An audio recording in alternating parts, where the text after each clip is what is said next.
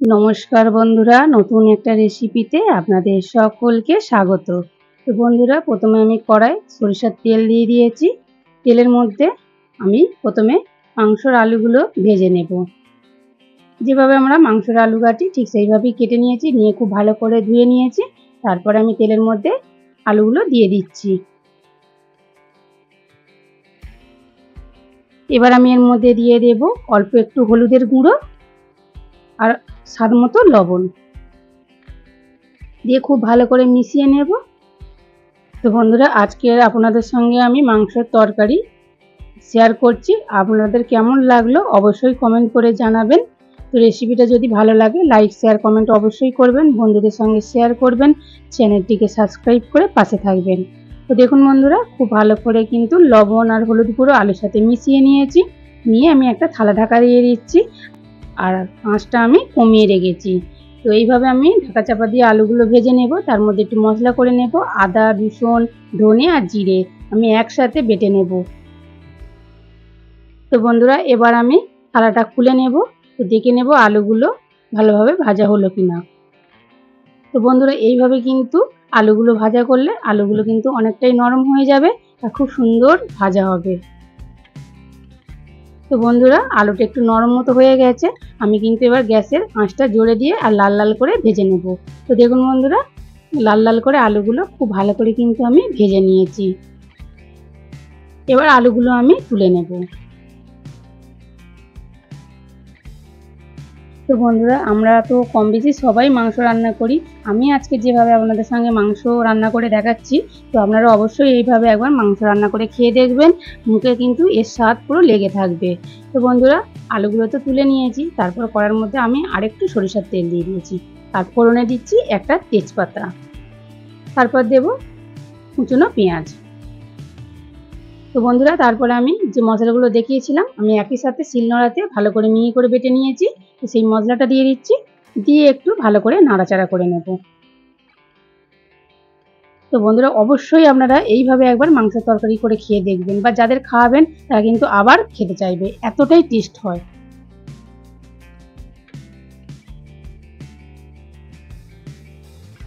তো দেখুন বন্ধুরা, আমি কিন্তু লাল লাল করে ভাজিনি, বেশ সুন্দর করে হালকা করে ভেজে নিয়েছি অল্প আঁচে। পেঁয়াজ, আদা, রসুন, ধনে, জিরে সব একসাথে, যে মশলাটা বেটেছিলাম সব একসাথে বেটে নিয়েছি। তারপরে বন্ধুরা, আমি এর মধ্যে মাংস দিয়ে দেবো। মাংসগুলো আমি ধুয়ে খুব ভালো করে পরিষ্কার করে নিয়েছি। আমি মাংসের মধ্যে কোনো কিছু দিইনি। দিয়ে এবার একটু মশলার সাথে খুব ভালো করে মিশিয়ে নেব।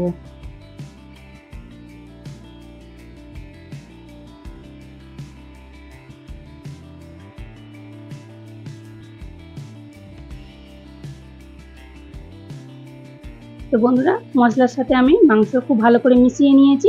এবার আমি এর মধ্যে দিয়ে দেবো স্বাদ মতো লবণ। তারপর দেব হলুদের গুঁড়ো। তারপর দেব ঝাল লঙ্কার গুঁড়ো। এবার দেব কেটে রাখা টমেটো।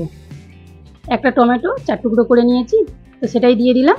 দিয়ে এবার খুব ভালো করে মশলাগুলো মাংসের সাথে মিশিয়ে নেব।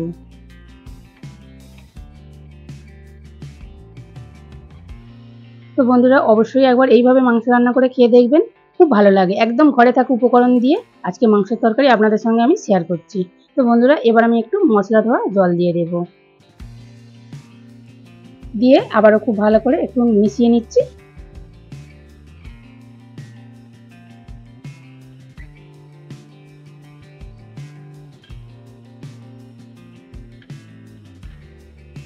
তো খুব ভালো করে আমি মিশিয়ে নিয়েছি। এভাবে অল্প আঁচে বেশ কিছুক্ষণ বন্ধুরা দেখুন নাড়াচাড়া করে মশলার সাথে মাংসটা বেশ ভালো করে কষিয়ে নিয়েছি।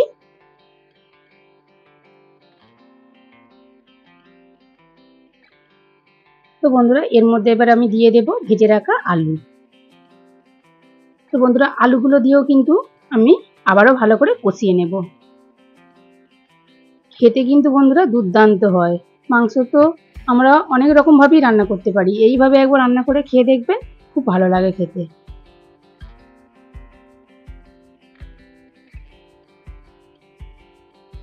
তো বন্ধুরা, আলুগুলো খুব ভালো করে দিয়ে মাংসের সাথে আমি নাড়াচাড়া করে নিয়েছি। এবার আমি একটা থালা ঢাকা দিয়ে দিচ্ছি।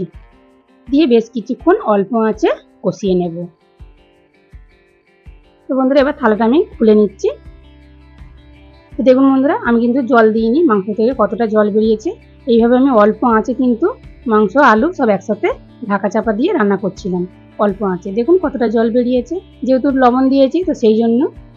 তো বন্ধুরা এইভাবে কিন্তু অল্প আঁচে বেশ ঢাকা চাপা দিয়ে কিন্তু রান্না করলে তারপরে কিন্তু অল্প জল দিলেই বন্ধুরা হয়ে যায় রান্নাটা, আর তরকারি কিন্তু টেস্টটা খুব ভালো হয়। তো আপনারা অবশ্যই এইভাবে একবার রান্না করে খেয়ে দেখবেন, খুব ভালো লাগে। তা নাহলে কি হয়, অনেকটা জল দিলে কিন্তু তরকারির স্বাদটা সেরকম হয় না। খুব ভালো করে দেখুন বন্ধুরা আমি মিশিয়ে নিয়েছি, আলু মাংস সবই কিন্তু খুব ভালোভাবে সিদ্ধ হয়ে গেছে। তো যেহেতু আমি মাংসের তরকারি করব, একটু ঝোল করব, তো সেই জন্য আমি একটু জল দিয়ে দেব। খুব ভালো করে নাড়াচাড়া করে আমি কষিয়ে নিয়েছি।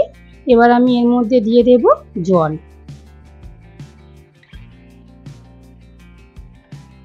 প্রথমে মশলা ধোয়া জলটা দিয়ে দিয়েছি, তারপর দিয়ে দেব পরিমাণ মতো জল।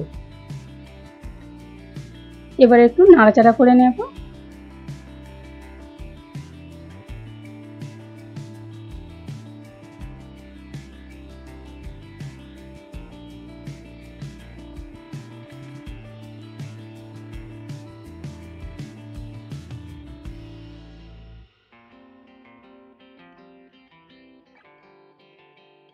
তো বন্ধুরা জল দিয়ে আমি নাড়াচাড়া করে নিয়েছি, তারপরে আরেকটু আমি জল দিয়েছিলাম, দিয়ে এবার আমি একটা থালা ঢাকা দিয়ে দিচ্ছি। তো বন্ধুরা বেশ কিছুক্ষণ হয়ে গেছে, এবার আমি থালাটা খুলে নিচ্ছি। তো দেখুন বন্ধুরা টকবক করে কিন্তু মাংসের তরকারিটা ফুটছে।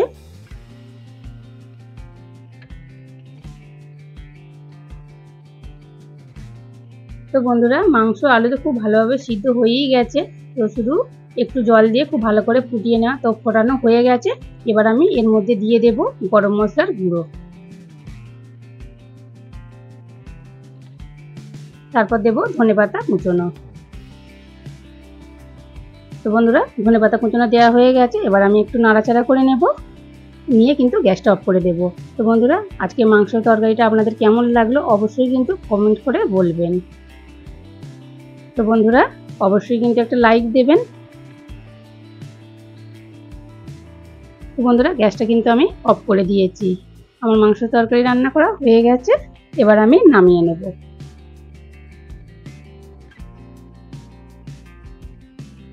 তো দেখুন বন্ধুরা কত সুন্দর লাগছে দেখতে, খেতেও কিন্তু অসাধারণ হয়েছিল। তো দেখুন বন্ধুরা ঠান্ডা হয়ে যাবার পর কত সুন্দর কালার এসেছে, দেখতে কি দারুণ লাগছে দেখুন বন্ধুরা।